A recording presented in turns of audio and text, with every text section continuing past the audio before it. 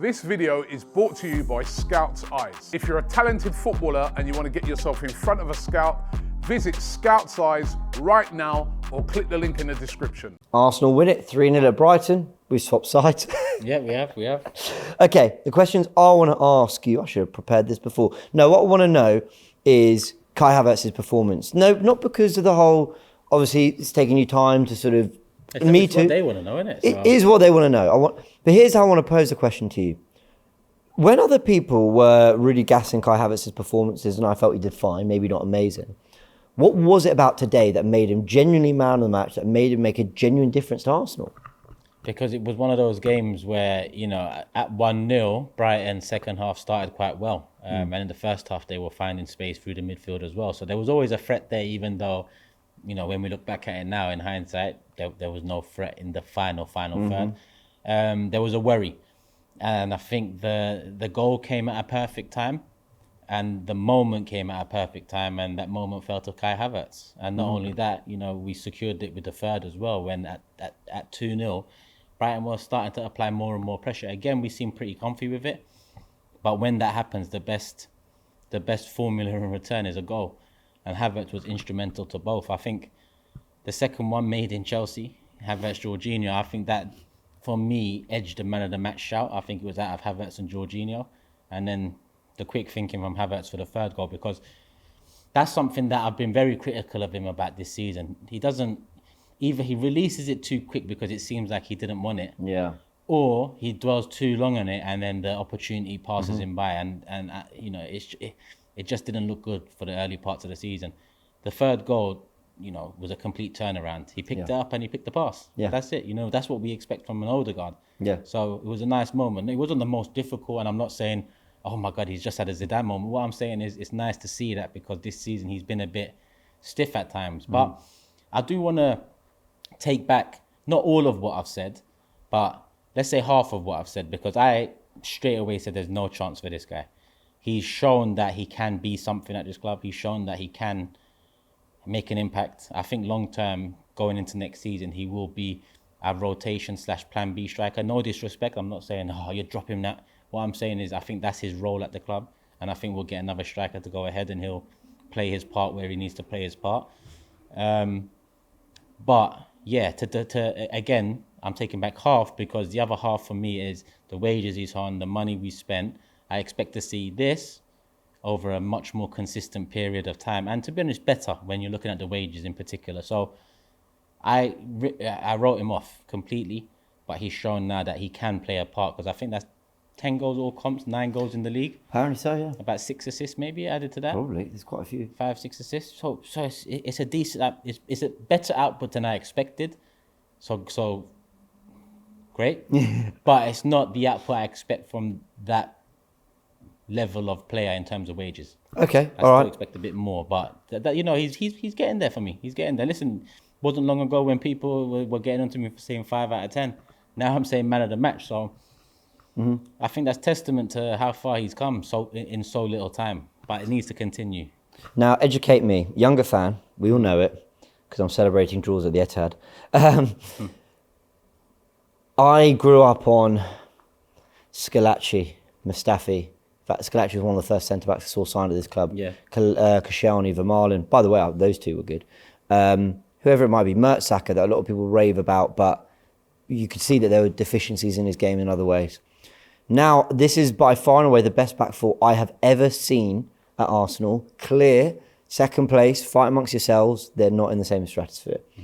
It's the best defensive setup. No soft underbelly Arsenal, no soft touch. The run-in will tell us how true that is, but certainly in a 90-minute performance, we've shown we can do that. You've seen great defences, though. You've seen great players. I'm not going to ask you where they rank, because we haven't won anything. I think it's too soon. We talked about it on the watch-along. But what is the potential of this group from a defensive perspective? Because people always talk about the beautiful Arsenal football, but defence and the 4-4-2 back four and the, you know, shutting people out and 6-foot-plus defenders, that's part of our DNA as well. Even I know that. Yeah. You know, it's so hard to compare the eras, because that era was more individual and this era is more team. And by that, I mean, I don't think you can take defenders from this era, plot them into last and vice versa, and you're going to get the same level of player. Okay. So I think it's hard to compare. But I mean, if this team gets over the line in terms of a major, they're definitely in conversations if we're talking about, greatest Arsenal Premier League team.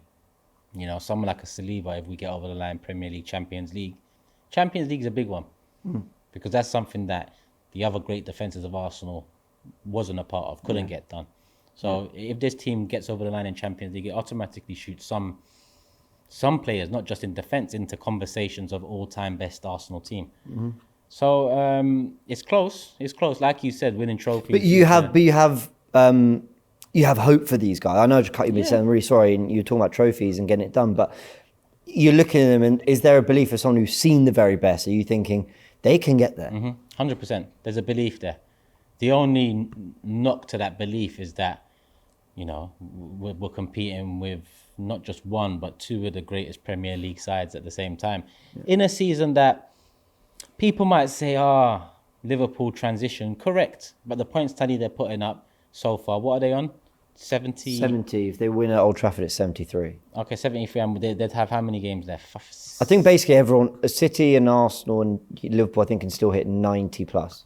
Okay, 90 plus. So we're talking 92 to 94 points. Add 6 points onto both Liverpool and City because they used to do with us home and away. So essentially they're having the same level of season they was having throughout all these 90-point seasons. Because if you add the 6 they always used to get off Arsenal, they're on the 97s, 98s, 99s, potentially 100, just off the top of my head. But this season we took 4 out of 6 from them. They've got 0 from us. Hence why people might look at it and say, it's only going to be a 90-point season. That's because 3 teams are competing now. It's not because Liverpool and City are any worse. Liverpool are actually better than last year. And City, all right, you might look at players weighing in injuries and whatnot, but the output's still there. And people keep telling me football's all about stats, output, numbers, all of that. So if we're looking at that, this is, a City side that is on par, still in with a chance for a treble. So no one should look at them and say, this should be your year. No.